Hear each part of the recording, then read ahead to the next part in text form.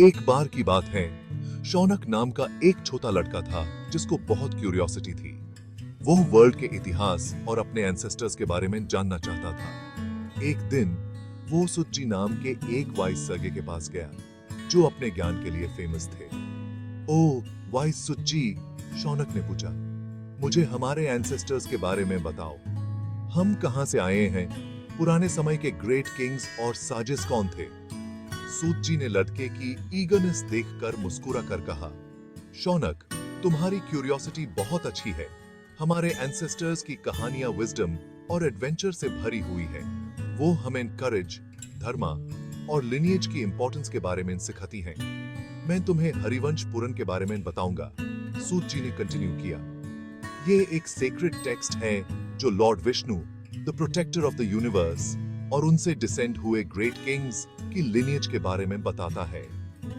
सूत जी के कहानी शुरू करते ही शौनक की आंखें एक्साइटमेंट से चमक उठी। हरिवंश पुराण एक्स्ट्रॉर्डिनरी स्टोरीज और वैल्यूएबल लेसन से भरा हुआ समय के थ्रू एक एडवेंचर का वादा करता है। सूत जी ने अपनी नरेशन किंग पृथु की कहानी से शुरू की, जो एक लेजेंडरी किंग थी और जिनको लॉर्ड विष्णु का इनकारनेशन माना जाता था। शुरू में सूत जी ने एक्सप्लेन किया, अर्थ बैरन और डेजोलेट थी। वो ना तो फ्रूट्स बेयर कर सकती थी और ना ही लिविंग बीइंग्स को सस्टेनेंस प्रोवाइड कर सकती थी। गॉड्स अर्थ की कंडीशन को लेकर चिंता में थे और हेल्प के लिए ब्रह्मा जी, द क्रिएटर, के पास गए। ब्रह्मा जी ने विष्णु जी की इंटरवेंशन की जरूरत को समझते हुए गॉड्स को समुद्र मंथन करने का इंस्ट्रक्शन दिया ताकि अमृत प्राप्त हो सके। इस जर्निंग के दौरान समुद्र से बहुत सारी वंडरस चीजें निकली, जिनमें goddess Lakshmi, the goddess of prosperity, और Kamadhenu, the wish fulfilling cow, भी शामिल थी। फाइनली लॉर्ड विष्णु अपने मोहिनी फॉर्म में अपीयर हुए और अपनी ब्यूटी से सबको कैप्टिवेट कर लिया। उन्होंने गॉड्स में अमृत डिस्ट्रीब्यूट किया, जिससे उनकी इमोर्टैलिटी एंश्योर हुई। गॉड्स के ब्लेसिंग्स के साथ किंग पृथु का जन्म हुआ, जिनका डेस्टिनी था अर्थ को फर्टाइल और हैबिटेबल बनाना। किंग पृथु एक राइचस और पावरफुल किंग थे और उन्होंने अर्थ को सबके लिए हॉस्पिटेबल बनाने का जिम्मा उठाया। उन्होंने माउंटेन्स को लेवल किया, रिवर्स और वैलीज बनाए और ऑर्डर और हार्मनी मेंटेन करने के लिए लॉज एस्टैब्लिश किए।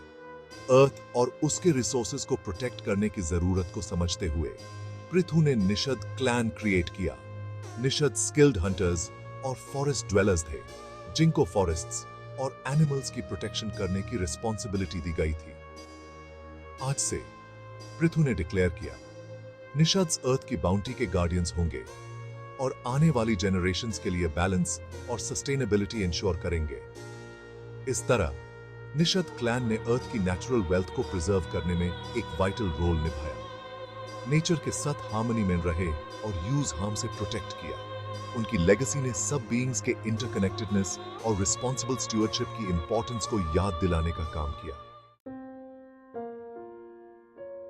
सूत जी ने अपनी नरेशन कंटिन्यू करते हुए साजिस और किंग्स की लाइनेज के बारे में बताया, जो लॉर्ड ब्रह्मा से डिसेंड हुए थे। उन्होंने 7 ग्रेट सेजेस, द सप्तऋषिज, के बारे में बताया, जिनको स्पिरिचुअल नॉलेज को प्रिजर्व और प्रोपेगेट करने का काम सौंपा गया था। शौनक अटेंटिवली सुनता रहा जब सूत जी ने इन एक्स्ट्रॉर्डिनरी बीइंग्स की स्टोरीज सुनाई। लिनिएज जनरेशंस ऑफ किंग्स के थ्रू कंटिन्यू हुई, हर एक ने धर्म का पालन किया और जस्टिस और कंपैशन के साथ रूल किया। किंग मानु थे द प्रोजेनिटर ऑफ ह्यूमैनिटी, जो एक ग्रेट फ्लड से बचे और अर्थ को रिपॉपुलेट किया।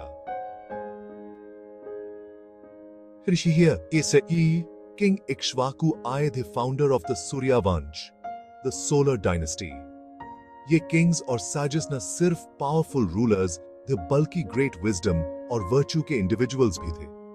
वो अपने पीपल के टुवर्ड्स और कॉस्मिक ऑर्डर के टुवर्ड्स अपने ड्यूटी को समझते थे और हर चीज में बैलेंस और हार्मनी मेंटेन करने की कोशिश करते थे।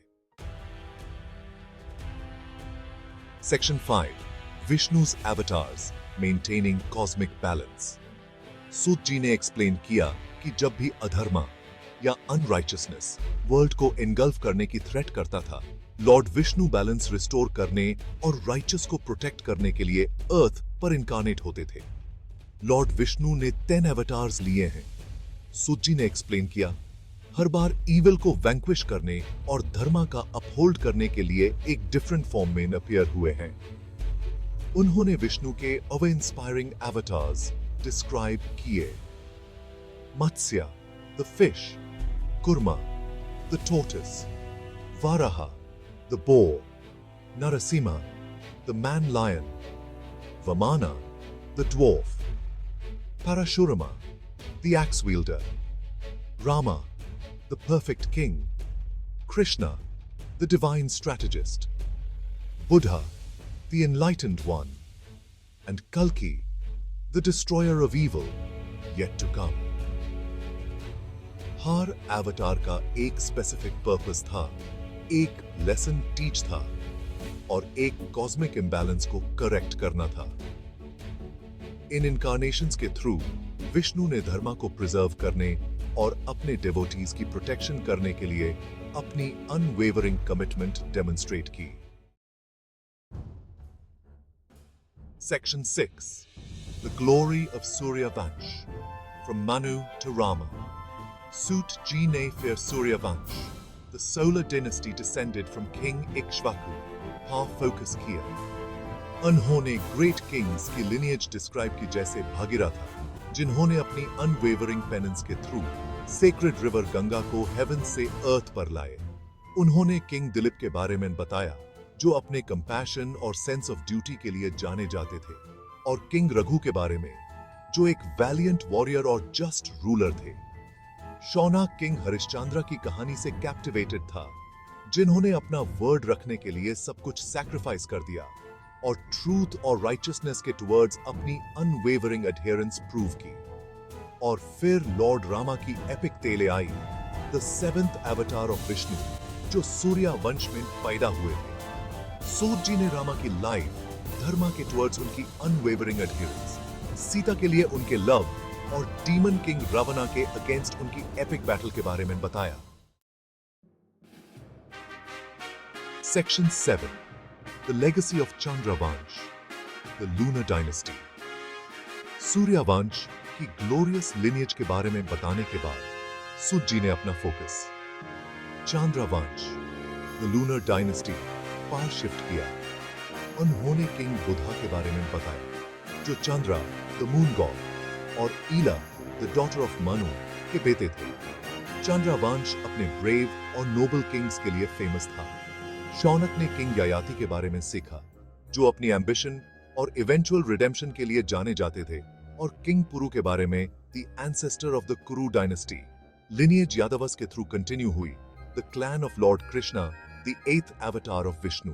सूत जी ने कृष्णा की विजडम, महाभारत वर में उनके रोल और भगवत गीता में एनश्राइंड उनकी टीचिंग्स के बारे में बताया। Section 8, The significance of the Harivansh Puran. जैसे ही सूत जी ने अपनी नरेशन खत्म की, शौनक अवे और वंडर से भर गया। उन्होंने समय के थ्रू जर्नी की थी, एक्स्ट्रॉर्डिनरी बीइंग्स की लिव्स देखी थी, और लिनिएज और ट्रेडिशन की सिग्निफिकेंस को समझा था। हरिवंश पुराण, सूत जी ने एक्सप्लेन किया, सिर्फ स्टोरीज का कलेक्शन नहीं है। ये लाइफ के लिए एक गाइड बुक है, जो हमें धर्मा, कर्मा और एक राइचस लाइफ जीने की इंपॉर्टेंस के बारे में सिखाता है। ये हमें याद दिलाता है कि हम सब कनेक्टेड हैं, न सिर्फ अपने एंसेस्टर्स से बल्कि पूरे कॉस्मोस से। सूत जी ने पस्त से सीखने, अपने एंसेस्टर्स से इंस्पिरेशन लेने और पर्पस और मीनिंग से भरी लाइफ जीने की कोशिश करने की इंपॉर्टेंस पर जोर दिया। Section 9, Suta ji's blessings, the power of listening. जो लोग हरिवंश पुराण को फेथ और डिवोशन के साथ सुनते हैं, सूत जी ने शौनक के सर पर हाथ रखते हुए कहा, उन्हें नॉलेज, विजडम और एक लॉन्ग लाइफ का ब्लेसिंग मिलेगा।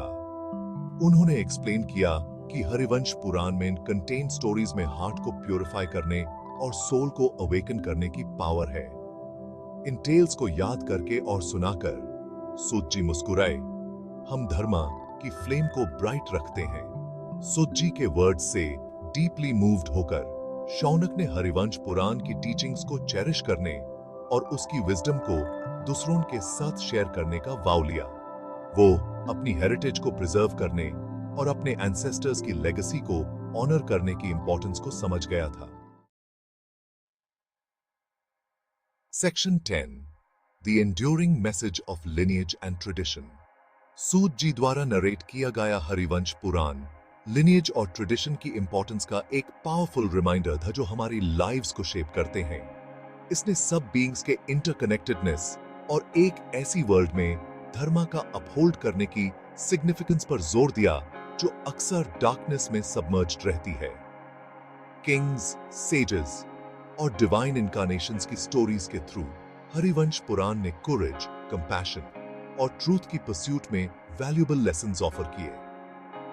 इसने हमें याद दिलाया कि हमारे एक्शंस के कॉन्सिक्वेंसेस होते हैं और एडवर्सिटी के फेस में भी धर्म अल्टीमेटली प्रिवेल करेगा।